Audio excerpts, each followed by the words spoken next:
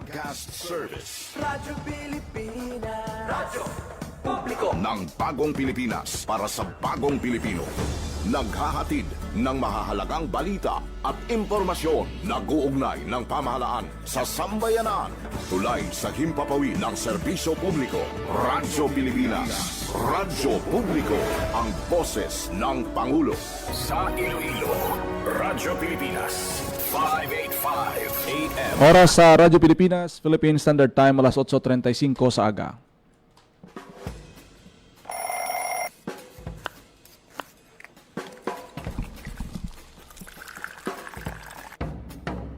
Aga sa Iloilo. Masako. Magahod.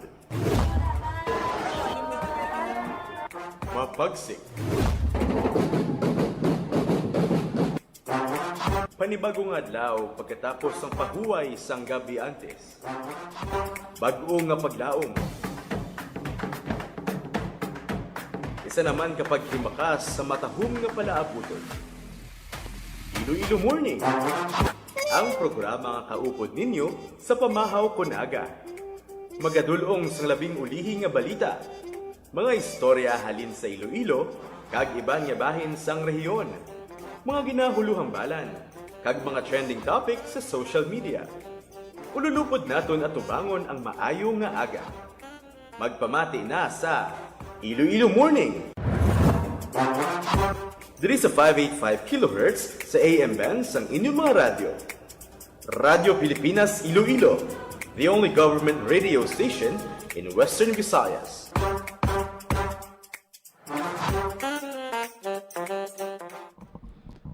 Mayong aga Pilipinas, good morning Western Visayas. Welcome sa Iloilo Morning Program. Subong adlaw sang Miyerkules, Abril 29 na kita, tuwig 2026. Welcome and good morning, Ems. Happy Wednesday morning sa inyo nga tanan.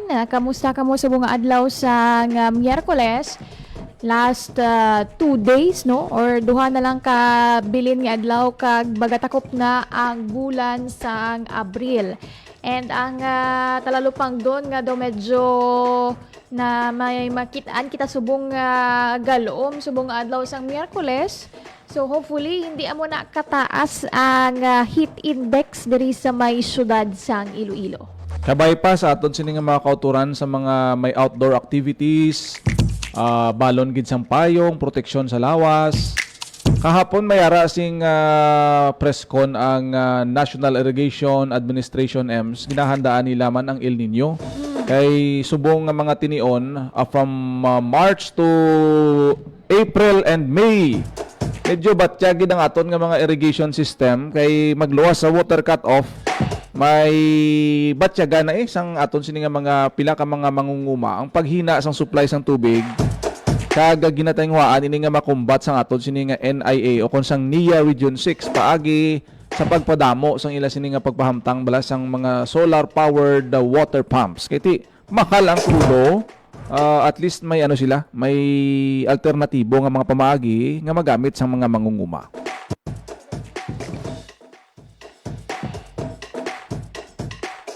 Naktoy na dyan kag makitaan naton subong ang pag-shift na no halin sa pagkuha sang gatong sa kurudo. Naga-shift na kita into renewable energy. So, man na nga ang mga ahensya sang gobyerno kaangay sang niya maayo gid nga ang ila subong thrust is pag-shift sa solar energy. Hindi lang mas barato ini kundi mas cost efficient.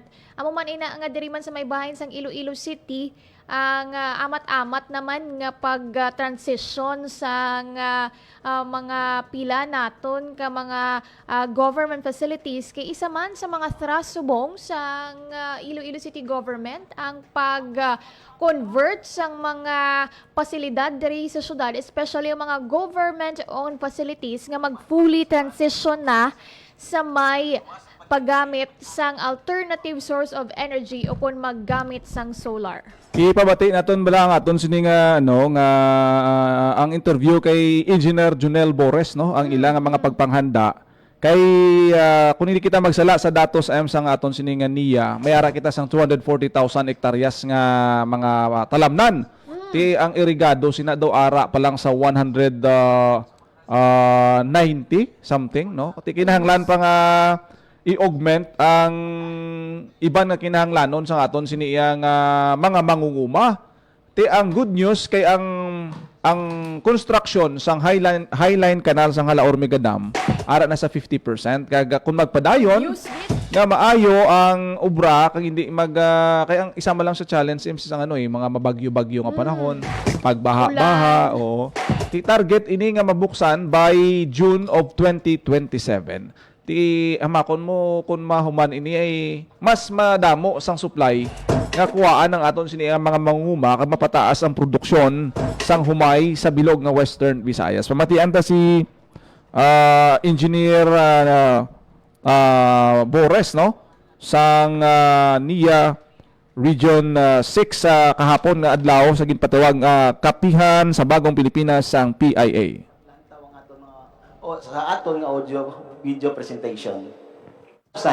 O kon 76% sakop sang niya.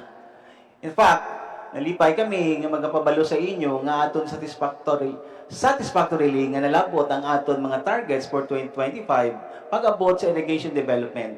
Sang first crop o kon dry season sang 2025, aton na pairigahan ang kapin 73,789.55 hektarya versus sa aton nga target nga 73,785.05 hektarya. Sa bugos sa ngayon, samtang sa second cropping or wet season, may ara kita nga target na 76,040.64 hektarya kag aton ininarigahan kapin sa 77,346 hektarya sang talamnan nga bugos nga rehiyon. Sa karon may ara kita nga pangatubang nga El Nino kag krisis sa enerhiya ang aton opisina mabaskog nga nag-advocate sa climate smart farming para mabuligan ang aton nga IEs nga ma-maximize ang aton mga resources kag mapahagan-hagan ang mga negative impact sa ilang nga pangabuhianan. Kabahin sa mga aton tikang ang mga una bago sang aton cropping calendar, pinaagi sa double dry cropping scheme o kung sa diin ang aton mga IAs, sunod-sunod nga pagpanggas sa humay sa sulod sa dry season, halin October hasta July para mapahagan-hagan ang impact sa mga mabaskog nga bagyo sa tigululan nga mga pananom. Ikadua, ang paggamit sang alternate wet and dry or AWD, technique para makakinot kag makapasiguro magamit ang maayo ang tubig nga nagailig sa aton kanal, pinaagi sini malantanay ang tubig sa talamnan antes magpatubig para sa hindi magsobra ang supply kinahanglanon sang aton mga humay. Base sa mga pagtuon, makakinot kita sang kapin 15 hasta 30% sa tubig sa irigasyon nga gamit sang AWD. Ikatatlo, kinuduso sang niya ang paggamit sang solar irrigation para sa harness sang solar energy o kon ng init sang adlaw para makapump sang tubig pakadto sa aton nga talamnan. Pila sa mga successful na mga solar irrigation project naton makita sa Banwa sang Leon, sa probinsya sang Iloilo ug Banwa sang Sibalom sa probinsya sang Antique. Magluwas sa pagidiri may ara pagid kita nga mga flagship irrigation projects kinapatigayon sa rehiyon. Halao River Multipurpose Projects sa Kalinog, pinakadako ng irrigation development project sa Western Visayas, Cabano Small Reservoir Irrigation Project o Constrip sa San Lorenzo, Guimaras, Cagbayuyan Small Reservoir Irrigation Project.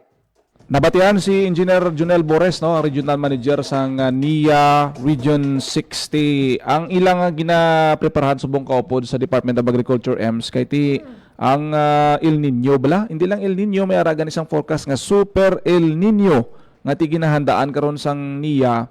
Ang isa sa mga ginaduso nila ang crop rotation, mga climate change o climate resilience nga mga produkto nga hindi lang kita mag-focus bala sa humay kay halimbawa ito yung production sa humay dako ginaya nga factor ang nagadepend no sa supply sang tubig.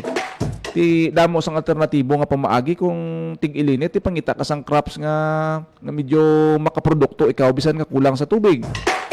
Pag ang solar powered nga mga water sources naton amuning isa sa mga ginatutukan ti ang target sang NIA sa subong nga tuig 59 pa ka mga solar pumps ang natalana nga iga-install sa pila ka mga identified nga mga lugar para nga ti hindi nablasagan ka bakal krudo tag pila daan ang litro pa sang krudo although nga may rollback pero tido kadako gid sina sang pagkinahanglanon sang krudo pero kung solar ya EMS basta init adlaw wala problema Ma-maximize mo gid.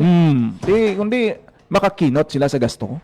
Kag para sa ako, ang pinaka-importante, ganiya dyan, ang pagbukas ng sining Halaor River Project. Kung sa hindi lang ini magbulig sa pag-irrigate sang mga aton nga farmlands, kundi may ara man ini sang component, kundi kung magsala sang hydroelectric power. But sulingon, magahatag man ini siya sang alternative nga source sang kuryente. In fact, isa man ina sa mga ginahulat diri sa syudad sang Iloilo kay ti isa man sa mga ginahandaan subong sang Iloilo City Government ang kakulangan sang tubig. So once nga mahuman ina ang Halaor River Project, magakuha man dira sang source ang syudad nga magakuha sila sang tubig nga iga-distribute diri sa may Iloilo City. Kundi kung magsalado may private entity dira nga luyag nga maging additional nga water distributor sa syudad kag dira sila makuha sang ilang nga source sa Halaor Irrigation Project. So kung ang target nila by next year of 2027, siguro gamay-gamay na lang nga hulat Tika hapon wala na makaluwas kigin pamangkot gid man na kung ano status ang sina nga negotiation no. Ti gin-refer man ina sang niya nga ti dito ina sa bahin sang national level ang tanan nga mga proposals dito ina gina-submit kag sila naga-implement gid lamang ti ang 80 kilometer nga Highline Canal magsiling kita ti 50% completion ya EMS. Maara na sa 40 kilometers kay ara na ni kuno subong ang sa area sang Kalinog, Lambunaw, Badyangan medyo amat-amat na nga nakuman. May mga kutkutanay pa nga sa pila ka mga areas kay hindi ta magsala daw pila ini ka banwa daw 8 bla mo. 8 ka banwa ang pag-aagyan sining mga Highline Canal. Subong double time gid sila kay ti ang tiyempo bisan mainit ti kuan lang gina-maximize ang tiyempo kay kun tingula na gani kag maglapaw-lapaw ang baha ti budlay man magkutkot mga bakho tada makalaanod man sila sa pagtiner sa mga alagyan nga mga ginapatukod nga mga Highline Canal. Ti kabay pa ang target date na June 2027 malabot ina kag kumpiyansa man sila no nga matigayon ini kag ginapa double time ang mga kontraktor sa siniya nga proyekto.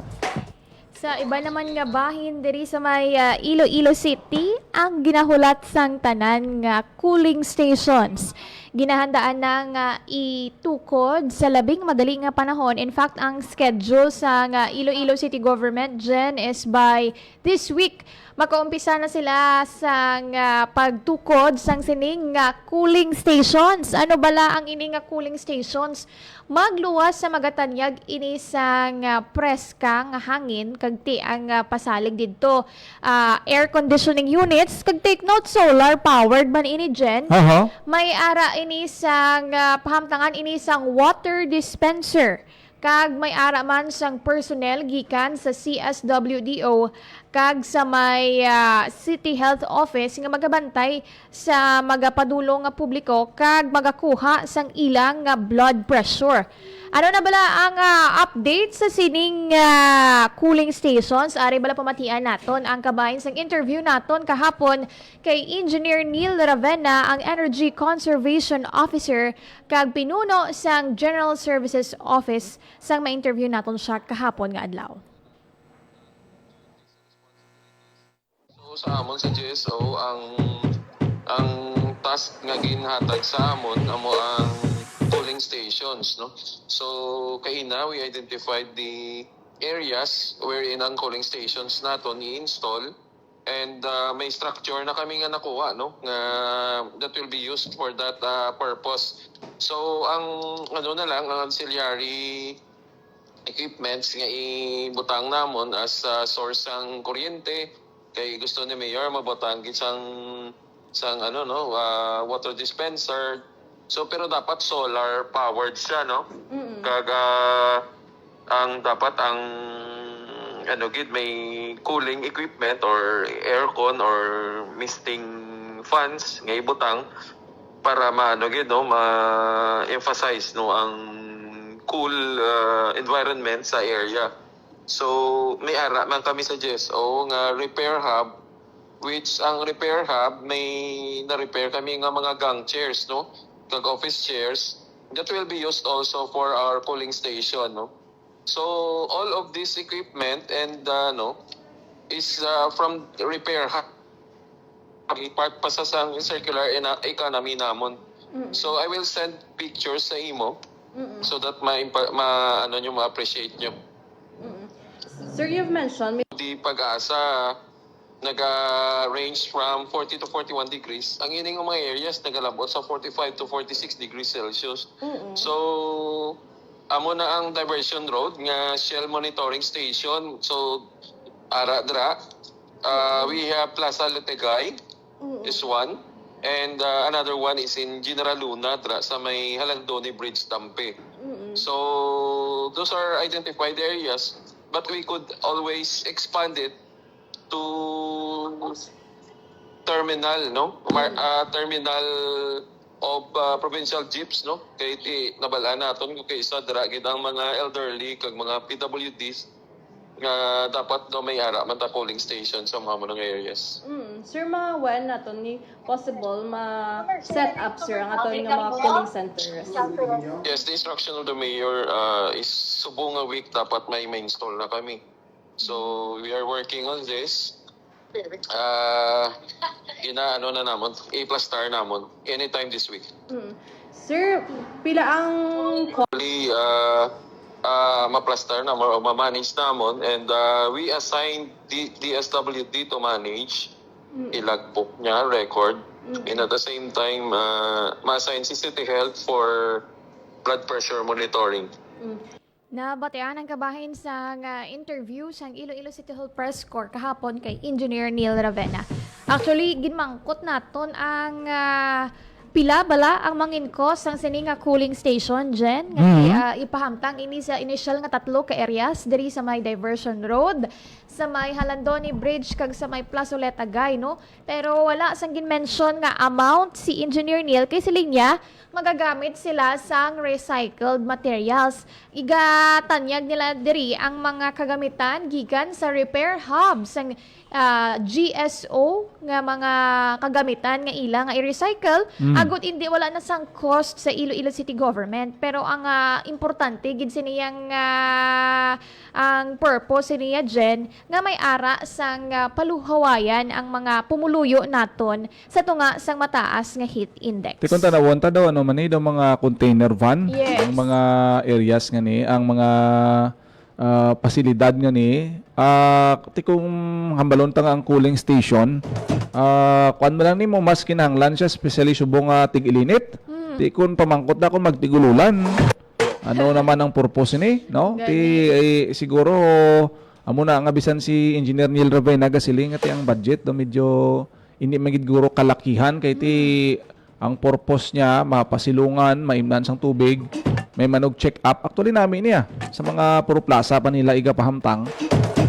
Dapat nga medyo long term kag sustainable man ang concept if ever nga mabutang ini kita masiling kita cooling station sa hot season. Di kung mag-wet season na, masibla kon Dry stations. sudlan bala na sang mga palaboy sa dalan kag tulugan la. No, kaga kung ang green guards, may mga green guards kita nga gabantay sa plaza. Mag-off na sila ya puli man sila kung gabi wala man sila. Karon masibla dapat mahandaan ini. May may plano nga hindi lang siya temporaryo, masiling base kung mag-ulan naman todo sa Mayo kag Hunyo, iway naman ning cooling station eh. At least dyan ang pasalig ya sa Iloilo City Government, wala iya sang dako nga cost, no, sa ilang part, wala lang sa may estimate nga budget, pero ang ila diri nga i-feature ang mga upcycled kag recycled materials gikan sa repair hub sa General Services Office. Tang manami EMS, kung may ara giman sang ibutang daw nagapang refill tubig, iya mapuslanon gina. Kay bisan all season kung matinlo purified ang tubig da. Masiling ka balang away na ko tubig, makuan ko da. kampante ka, no? Kung gin-check na sa Matinlo. CHO, may standard nga ginasunod. Kundi maka-refill da sila sang tubig nila, ti pwede gid inaya masiling naton siguro. Gaulan man niya kag sa hindi, Magamit mo. magamit mo gid yung tubig, kinahanglan mo gid mo. Ti subong kita ang tagani, may mga library ang mga plaza ta EMS. Dire sa may haro, pwede ka pungko ka May magbasa. modo, may araman sa modo. Ti ining mga refilling station gani o kunang mga cooling stations, pwede gid ini ma-upgrade, ma-convert nga ang serbisyo niya mas maayo sa aton sini nga mga pumuluyo. Tibantayan naton kay ang target sang Iloilo City Government by this week makatukod na sila sang cooling stations kang ila to ginalantaw dyan sa 3 ka initial nga areas. And plano man nila nga expand sa mga transport terminals kung saan daw dira gida medyo mainit-init ang mga pasahero makapahangin-hangin antes sila magbiyahe sa syudad. Philippine Standard Time, alas 8:55 na sa aga. Wala nang sa oras sa programa Iloilo Morning. Gani, thank you, Gid, sa mga live viewers naton, kag sa tanan nga nagapamati sa ilang nga radyo. Sa kinaandan kami ang inyo alagad. Janelle Baclay, Kag Emerson Siagudo, kita-nay kita. Until next time, diri lang sa Iloilo Morning. Maging fuel of... Ito ang Presidential Broadcast Service Radyo Pilipinas. Radyo Publiko. ng Bagong Pilipinas para sa Bagong Pilipino. Naghahatid ng mahahalagang balita at impormasyon na guugnay ng pamahalaan sa sambayanan. Tulay sa himpapawid ng serbisyo publiko. Radyo Pilipinas. Radyo Publiko. Ang boses ng Pangulo. Sa Iloilo, Radyo Pilipinas, 585 AM.